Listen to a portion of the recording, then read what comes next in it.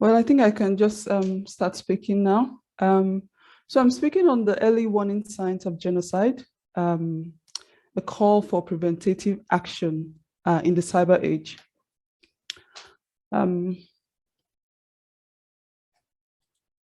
So a lot has been said about reparations. So some of the things I'll be speaking about is exploring the concept of prevention of genocide, Stanton's stages of genocide, the media and the early warnings of genocide, history. We're looking at Rwanda and Myanmar, and then prevention, who is responsible. So before we go on, I would like to talk about a quote from Kofi Annan, the former Secretary General of the United Nations. And he was addressing the assembly, and he said, but let us not wait until the worst has happened or is already happening. Let us not wait until the only alternative to military action are futile hand-wringing or callous indifference. Let us, Mr. Chairman, be serious about preventing genocide. One of the last speakers spoke about never again. You know, that has been the rhetoric, never again. And we're still saying never again up till this time. This is more than 70 years after the convention. Prevention is always better than cure, because in the end, all the lives that are lost can never be regained.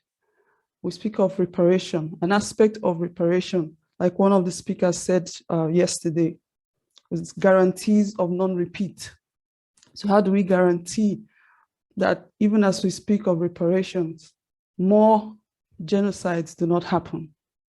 That's why we need to also speak about prevention.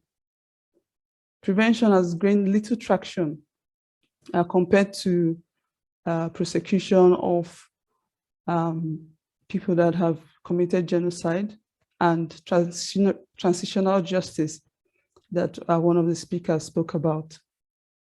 You know, there's a lot of talk about reparation, transitional justice, but what about what happens to prevention? So Article 1 of the Genocide Convention obviously provides that the right to prevent genocide, states have the obligation to prevent, not just to punish, prevent and punish genocide. And that is a non-derogable duty on states. So there's no alternative to prevention. And in the case of Bosnia and Herzegovina and Serbia and Montenegro, the ICJ held that Articles 5, 6, and 7 require states to enact legislations to prosecute, punish, and extradite alleged offenders. It is said to be deterrent and preventative in effect or purpose. But is that the case in reality? Sorry for interrupting you, Ifeoma. Can you see the screen? Can you see the PowerPoint? No, I can't see. Oh yeah, I can see it now. All right, yes, I can see it now. We start from the beginning. Next slide, please. Thank you. And then you can just tell us next slide when you're done with the. Okay, okay. So this is where I am, and then, like I was saying, prevention is the best. There's no cure for all the lives lost. And look at the image there. So many lives gone for nothing. Innocent lives gone for nothing. No amount of reparation can bring back, you know, these lives that were lost.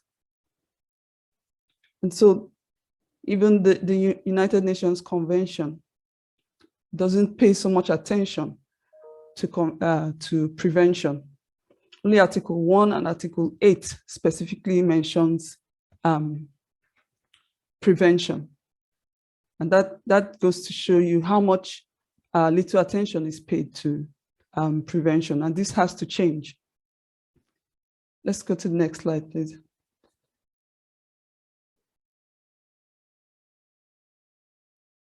Next slide, please.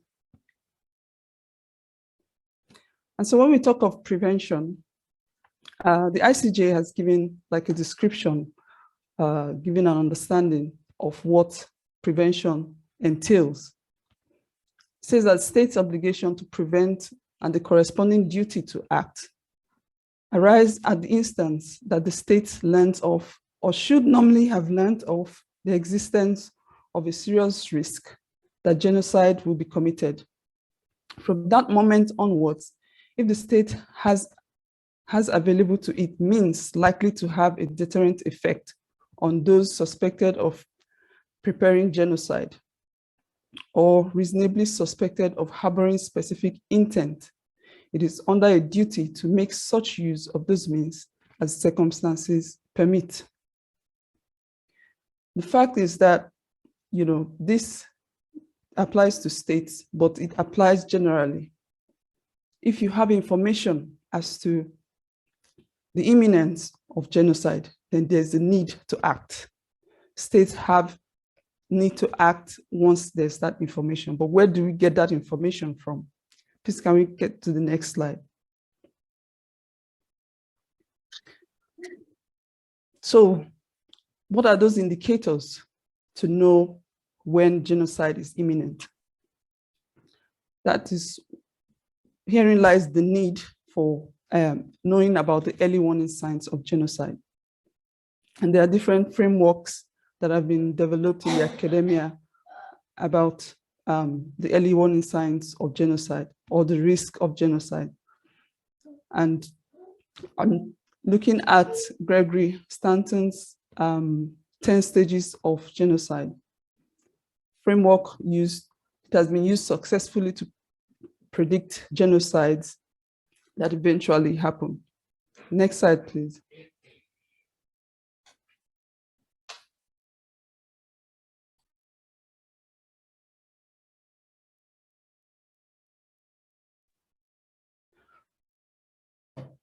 So these are the stages of genocide by Stanton. First, you have the classification. I'll just run through them very fast. Where you have the we and them classification, the symbolization, where names or symbols are given to the targeted group, discrimination, discriminated against, dehumanization, they are dehumanized and equated to diseases, vermin, viruses. And this dehumanization is both sides. The essence is not only to dehumanize those targeted groups, also to desensitize the other members of the society, to look at the targeted groups as less than human, so that when the killings start, they don't feel bad. They feel like, oh, these people are not even human. And then, the organizational stage where the perpetrators organize themselves. They use the military, paramilitary, and all those forms. Polarization, where extremism is used to further divide the targeted groups from the other members of the society. Preparation, planning, before the final onslaught. And then they use euphemisms to hide their intent. And they say, oh, this is counter-terrorism. And then you have persecution. Targeted groups are singled out, separated from the general community, and then extermination, where the killings happen, and then the denial. These are the frameworks for, based on Stanton's stages of genocide. And you see that from stage 1 to about stage 7, these are at least at the earlier stages before the killings have become central. This is at that stage, between stage 1 and stage 7, that prevention can take place. After that, then it's too late. The only thing that can happen is intervention, and then all the discussion about never again and reparation. So in the end, it is best that at these earlier stages, between 1 and 7, that preventative action is taken. Next slide, please.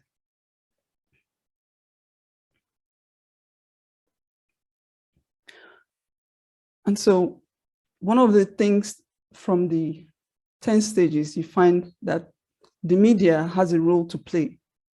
From stages 1 to 7, prevention is possible. And then you find that all those stages, the early stages of genocide, can be seen from the media. This is where the different propaganda is used to dehumanize them, classify them, propaganda and hate speech inciting genocide and atrocity crimes in the media spaces. These are vehicles through which some of the early warning signs have been detected for possible prevention. So the media has a role to play. However, the media can be used as a tool to perpetrate genocide, as you will see later. Please, next slide. So just, we've heard so much about what has happened in Rwanda, Burundi, been spoken so much about, but the focus here is how the role the media played in the genocide. And remember the RTLM, which was the radio station that were broadcasting, inciting and hateful propaganda against the Tutsi, stereotyping and demonizing them to legitimize the mass killing that happened subsequently. People were targeted, they were named, even their location. This was even during while the genocide had started. They were named, and by the time they were named, some of them were killed because they named them actually. And people were incited to go to work, and the go to work meant that they should take up their machetes and start killing. And then there was also the Kangura newspaper that published hate and divisive propaganda calling for the crushing of the Tutsi, who were classified as the enemy. So in this case, the media was used to implement, instead of to warn, it was used to perpetrate the genocide. Next slide, please. And then this is a much more modern example of the role of the media. In this case, the social media. So the Rohingya genocide, excuse me, happened between 2016, 2017, and which is actually still going on. Facebook as a social media platform was used to perpetrate anti-Rohingya sentiment. Please go back to the previous slide. Yep, thank you. So the Facebook was used by the Myanmar military as a platform to perpetrate anti-Muslim and anti-Rohingya propaganda. The Rohingya were dehumanized and demonized. And there's so much hate, and the platform, because of the algorithm, someone spoke yesterday about social media as well, how they amplified the hate speech, and because of the virality and the algorithm that prioritizes content that were watched and shared more frequently. So these inciting, inflammatory, and harmful content were shared and reshared, and this led to violence, killing against the Rohingya offline. And so these are two examples of, how the conventional media and then in modern days, the social media is used as tools to perpetrate genocide. Next slide, please.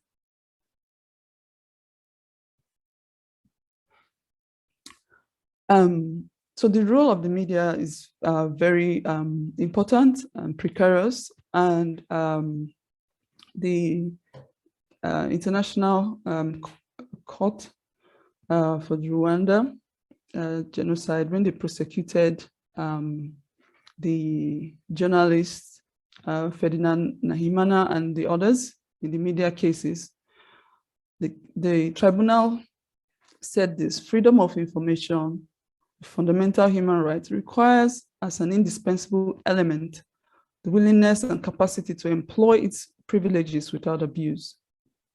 It requires as a basic discipline the moral obligation to see the facts without prejudice and to spread power and to spread knowledge without malicious intent.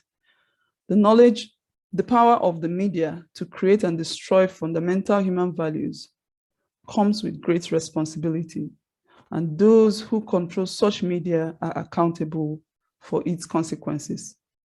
Subsequent to that, those journalists were convicted. So that's how media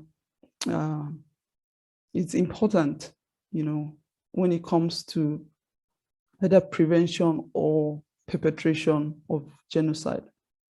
And so how do we deal with that, knowing how much the media could contribute to genocide? Next slide, please.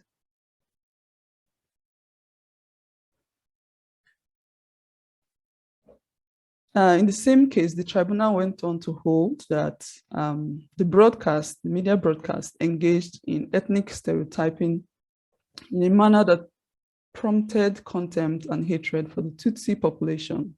The RTLM broadcast called on listeners to seek out and take up arms against the enemy. The enemy was identified as the RPF in Kotanyi, the ENC and their accomplices, all of whom were effectively acquitted the Tutsi ethnic group by the broadcast.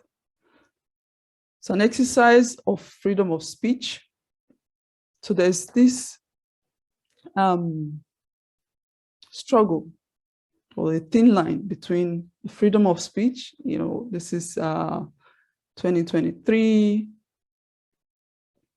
freedom of speech is, the very important.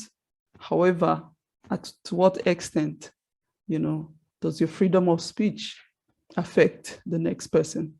So an exercise of freedom of speech via any media, whether it's social or conventional media, that has the effect of inciting violence and atrocity crimes may amount to inciting genocide, which is outlawed under the Convention and the Rome Statutes of the ICC. Next slide, please.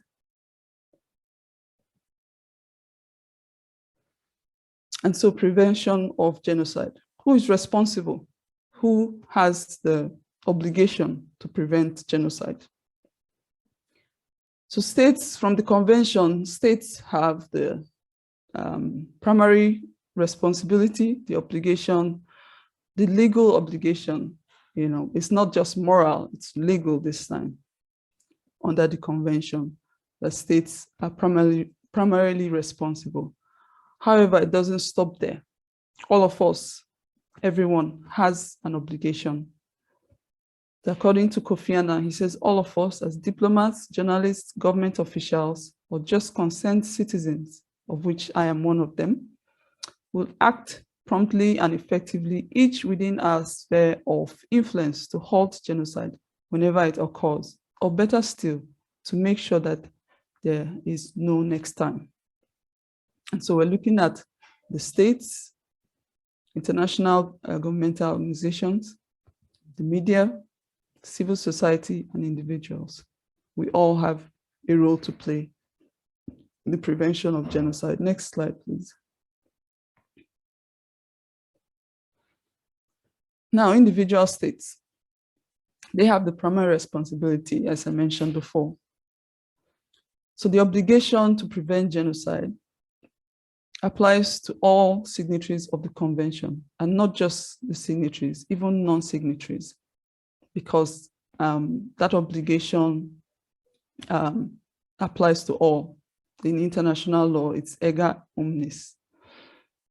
And so to do this, states have the obligation to respect the rule of law, protect all human rights without discrimination, establish legitimate and accountable institutions, eliminate corruption, manage diversity constructively, and support a strong and diverse civil society and pluralistic media. This is from the United Nations Framework of Analysis for Atrocity Crime.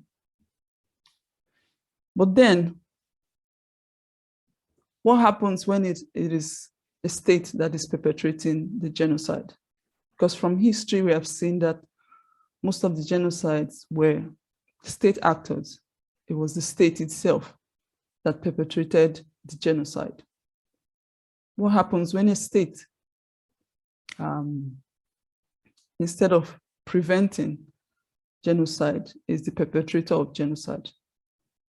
Next slide, please. Now we have other states. So other states have the responsibility to protect. So states generally have the responsibility to protect. Under the 2005 World UN Conference, 170 states came together and they agreed. It's a soft law, not binding, but the states agreed that they would come together to be responsible to protect their citizens. Individual states have the primary responsibility to assist each other, and they have the collective responsibility to act timely if any state is manifestly failing to protect its population. So when a state fails to protect or to prevent genocide within its territory, other states have the obligation, even the legal obligation under the convention, to intervene. Just like in the, what the Gambia did. So the Gambia, when the Myanmar genocide started, the Gambia brought a case against Myanmar, the Myanmar government, the ICJ, and they actually got a provisional measure against Myanmar. The Gambia, the ICJ held that the Gambia had the right to sue Myanmar, being a member of the UN and a party to the statutes of the court, and instituted the case in its own name. And so the Gambia was the real applicant. So Myanmar raised some preliminary objections that the Gambia was not the real applicant, that it was the International Organization of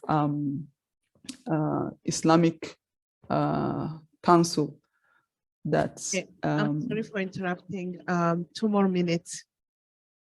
Oh, okay. All right, next slide. And then still under the case, due to the common interest of all states, parties, states can actually bring a case against other states that have failed to prevent genocide or that are perpetrating genocide. And this decision is a welcome development, and it opens the door for other states to challenge a state that may be engaged in genocide. Now, this issue of sovereignty and non-interference principle that different states have been hiding behind is no longer an issue, because now it is clear that states can bring cases against others that have failed to prevent genocide. Next slide, please. Next slide, please. And of course, the United Nations has an obligation to act both under the United Nations Charter as well as under the convention, the Genocide Convention, because genocide is a threat to peace. And so under several United Nations resolution, the Security Council has the obligation to act. But then what happens when the Security Council has failed to act, as in the case of Rwanda, where they looked the other way when the genocide was happening? They actually turned their backs on Rwanda, you know. And although we know that the United Nations has immunity, but does the immunity prevent them from paying reparation for their failure to act? That's a question, because reparation must not only be a legal issue, it also stems from a moral ground. And so moving forward, the United Nations need to step up their game, update their framework of analysis on atrocity crimes to be in line with emerging technology, because new and emerging technology are being used to perpetrate genocide and other atrocity crimes. And so the United Nations need to invest in the development of technology to support the early warning sign system established under the FFBC. Next slide, please.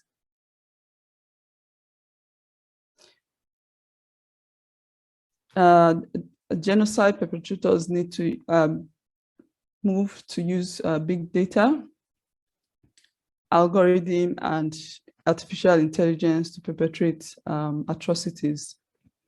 So the United Nations and IGO working in that space ought to stem the tide by using similar tools for prevention. Next slide, please. And of course, the media, said before, the media has a responsibility to raise the alarm on early warning signs of genocide instead of participating in the perpetration of genocide.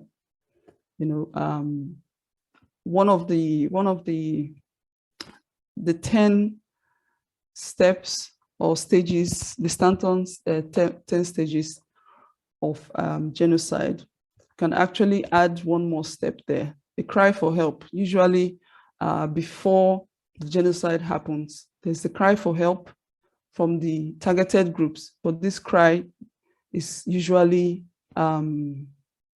ignored, especially when it is an African country. And so the media has the obligation to raise the alarm. It doesn't matter, you know, there should be fairness in reporting. Why should report about, let's say, like Ukrainian war has so much reports, but wars in other parts of Africa, nobody talks about it. And the same happened in the time of the Rwandan genocide. The media turned their backs on what was happening in Rwanda. So this should not be. And then of course, the social media as well. The same factors that make social media a great tool for perpetrating and inciting genocide are also the same factors that make social media a great tool for preventing genocide. The profiling and targeting algorithm can be reverse engineered to promptly flag early warning signs of genocide, easily fish out persons or groups posting inciting content, and facilitate prompt takedowns. Cloud-based storage could also ensure the perpetual preservation of evidence of incitement. Next slide, please. Of course, social media, of course, the principles in the media cases may be applicable to social media platforms. As the speaker mentioned yesterday, there's actually an ongoing case that would soon determine whether the tech media companies can be held accountable for perpetration of genocide using their platforms. Next slide, please. And then, of course, civil society and NGOs have the role to play. They have been actually at the forefront of raising the alarm, and they should be lauded for their contributions to the fight against genocide. They have been the ones raising the alarms. So they just be encouraged to continue the fight. Of course, collaborate with the IGOs to make their goal more achievable. And then, of course, individuals need to obtain knowledge, guard against incitement by educating ourselves. If you see something, you say something, and of course, hold your government accountable. Elect governments that will hold rule of law and respect diversity.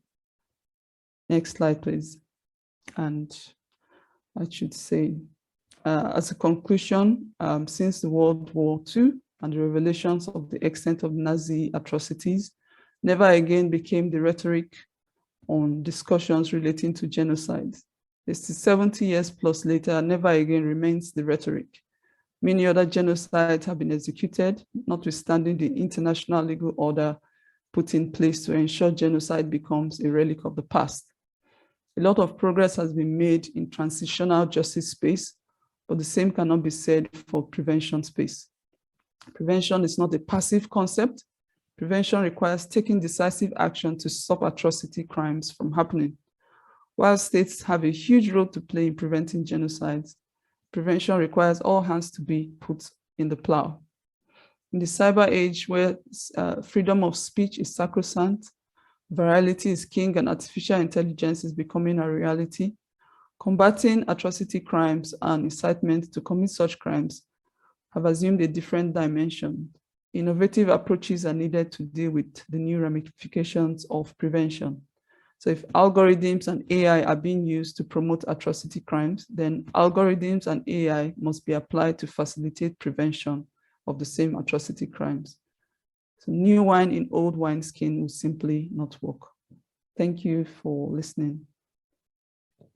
That concludes my presentation. Thank you, Dr. Obi, for the amazing presentation.